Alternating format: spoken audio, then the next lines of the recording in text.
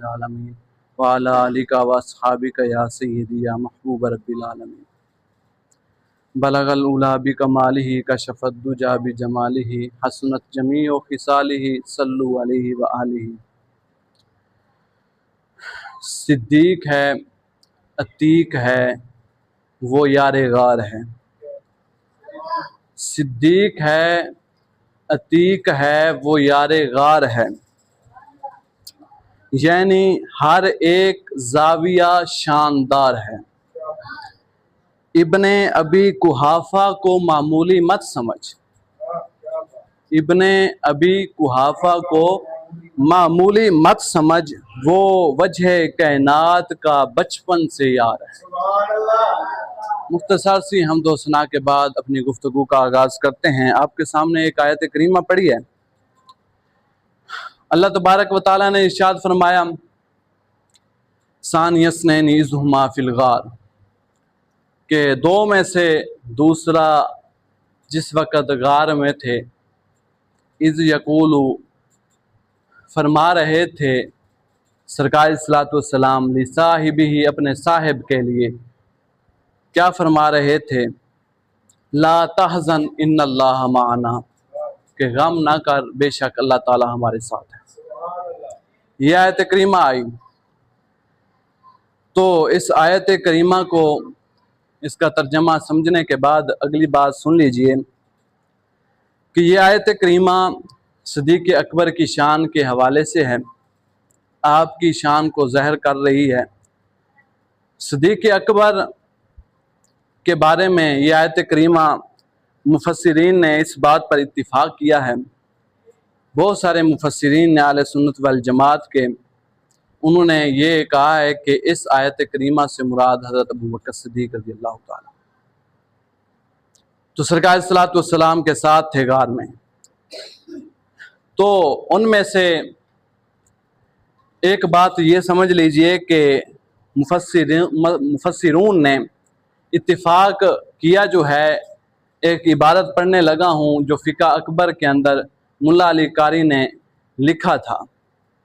वो इबारत क्या थी? मुल्ला अली कारी लिखते हैं, वत्तफ़क़ल मुफस्सिरूना अला अन्नल मुरादा बिसाहिबिही हुआ अबू बकर सिद्दीक़ रज़ियल्लाहु ताला अन्हु व फ़ीही इमाउन इला अन्नहुल फ़र्दुल अकमलु मिन अस्हाबिही।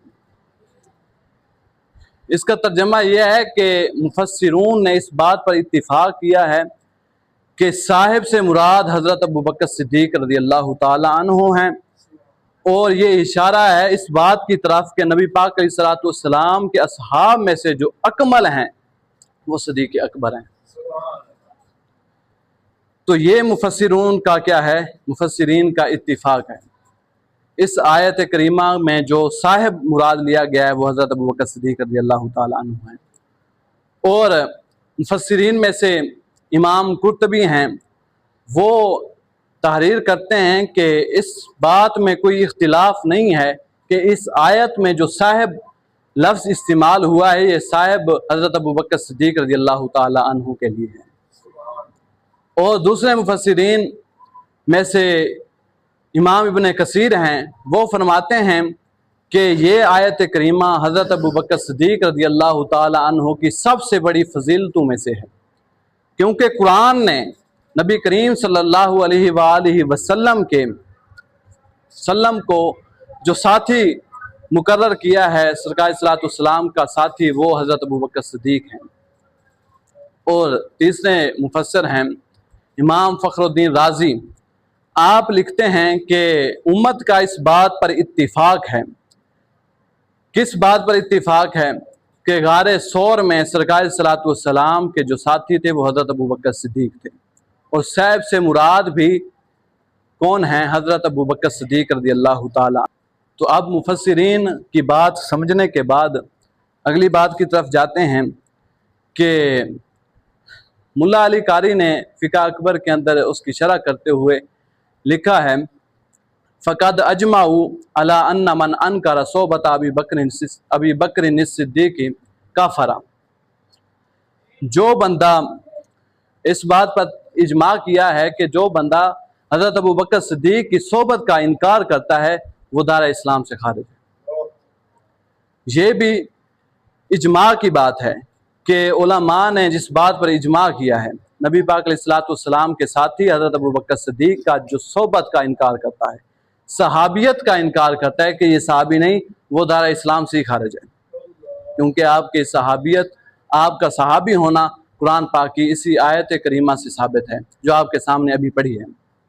और अगली बात जो है वो ये है कि जो हमारे अहले सुन्नत वल जमात की निशानी है वो बयान करते हुए मुल्ला अली कारी लिखते हैं, जालू मिन अलामात सुन्नत वल जमात, के अहले सुन्नत वल जमात की अलामत ये है, कौन सी, कि तफदील शेखैनी व मुहब्बतुल खतनैन, कि शेखैन से क्या करनी है, मोहब्बत करनी है, और खतनैन से यानी दमाद रसूलुल्लाह सल्लल्लाहु अलैहि वसल्लम के जो दामाद हैं हज़रत उस्मान गनी और हज़रत मौला अली शेर खुदा से, उनसे मोहब्बत करनी है, इनको फजीलत देनी है, यानी हज़रत अबू बकर सिद्दीक़ और हज़रत उमर को, और उनसे क्या करनी है, मोहब्बत करनी है। ये अहले सुन्नत वल जमात की निशानी है।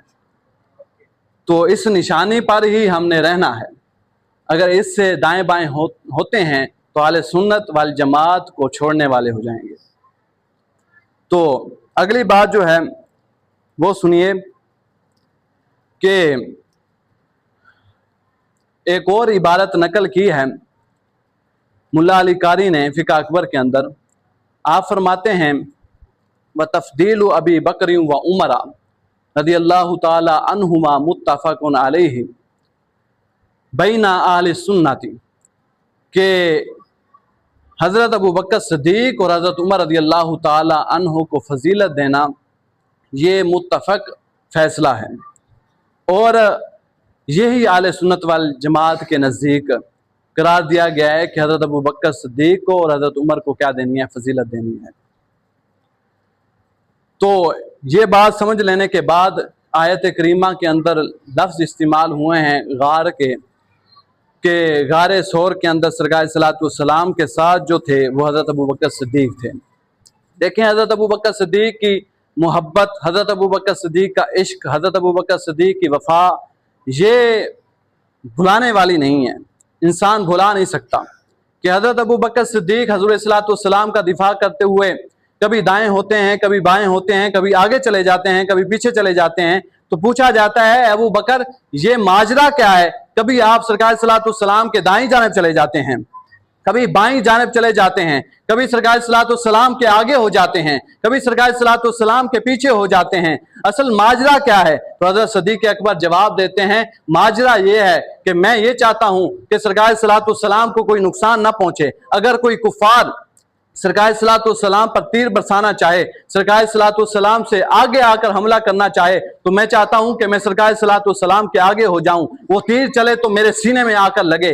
तो दूसरी बात यह है कि अगर मैं दाईं जानिब चला जाता हूं तो मैं यही फैसला करता हूं कि सरकार सल्लल्लाहु अलैहि वसल्लम को कोई दाईं जानिब से आकर हमला ना कर दे, सरकार सल्लल्लाहु अलैहि वसल्लम को कोई परेशान ना करे। मैं दाईं जानिब चला जाता हूं, मैं बाईं जानिब चला जाता हूं, मैं सरकार सल्लल्लाहु अलैहि वसल्लम के पीछे चला जाता हूं।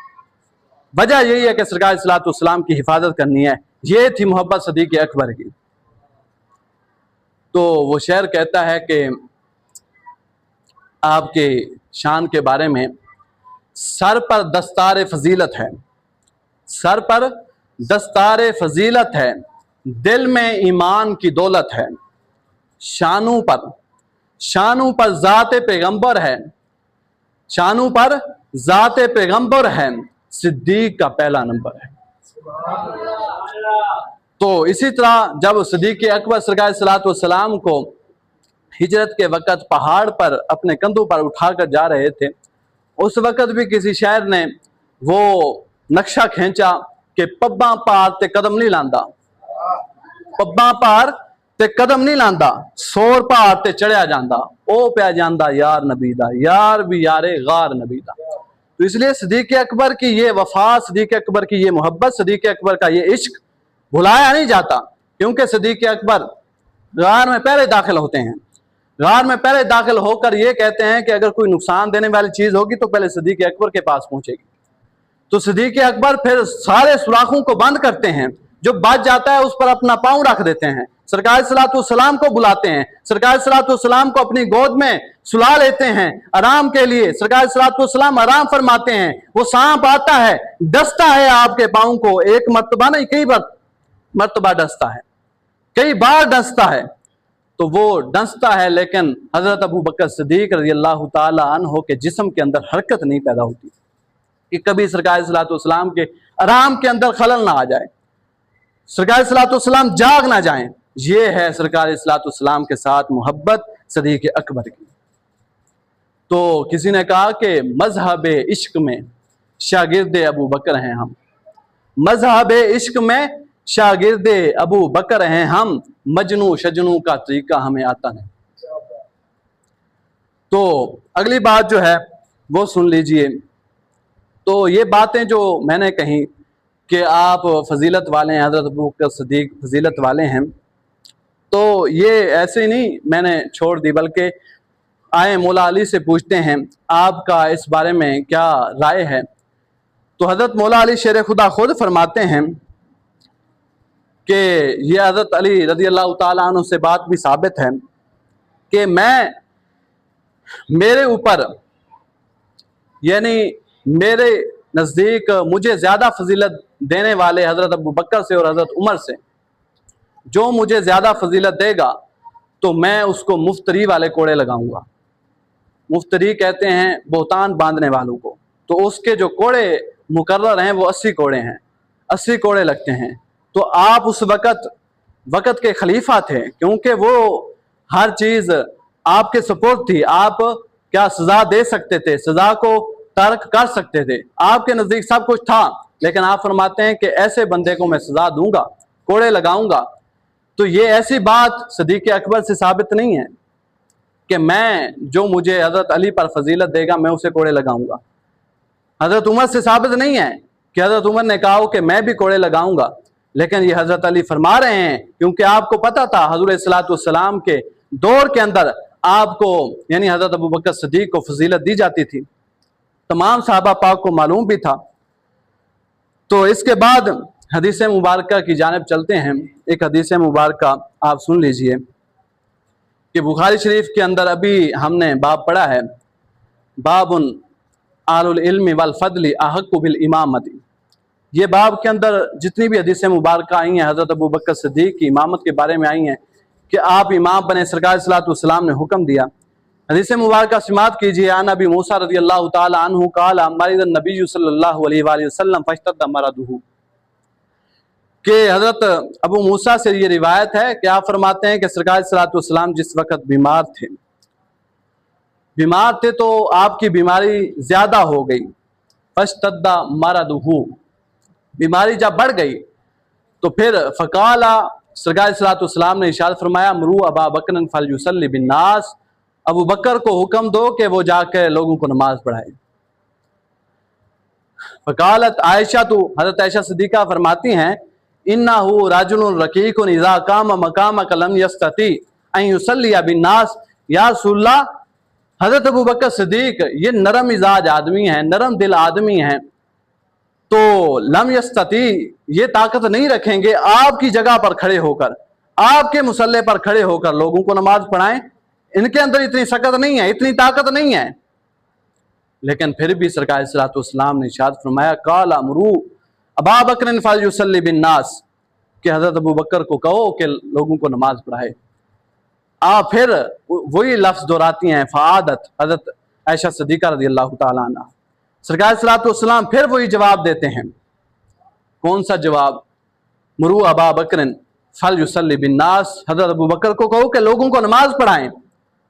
तो फिर सरकार सल्लल्लाहु अलैहि वसल्लम ने फरमाया फ़इन्ना कुन्ना सवाइब यूसुफ़ा, आयशा तू तो सवाइब यूसुफ की तरह है।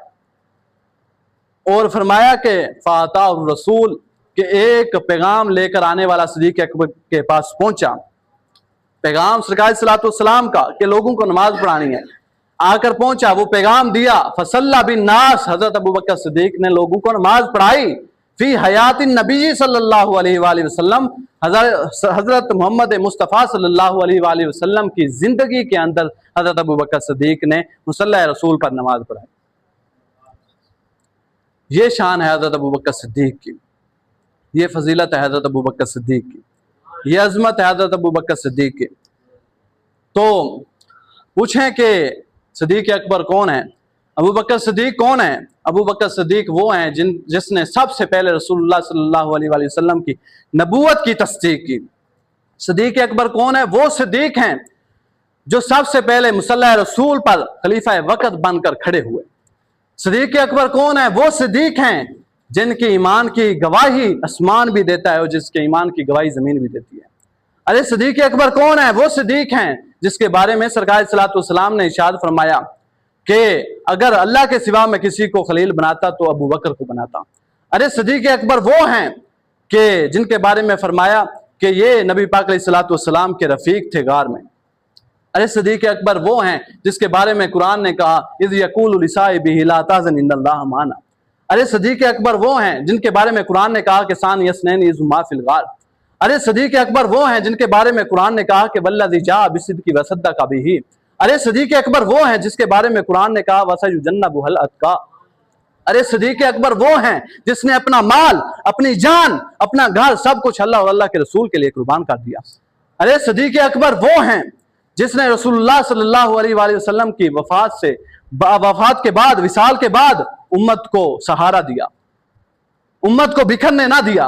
अरे सिद्दीक अकबर वो हैं जिनके बारे में फरमाया गया कि जिनके बगैर तारीख़ इस्लाम का तसव्वुर अधूरा रह जाता है, ये हैं सिद्दीक अकबर।